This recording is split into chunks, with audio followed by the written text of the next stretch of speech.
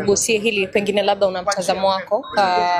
Swala la Goodluck Gozbert kuchoma gari ambao alipewa na Nabii Jodevi, kwako limekaaje?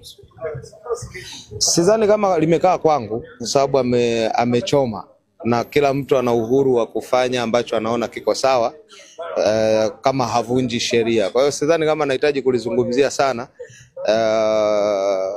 na nikisema si kwangu limekaaje, limekaa kama lilivyokaa na kama lilivyoonekana hivyo basi ndio lilivyo, na mimi nimeliona, kwa tunamshukuru Mungu.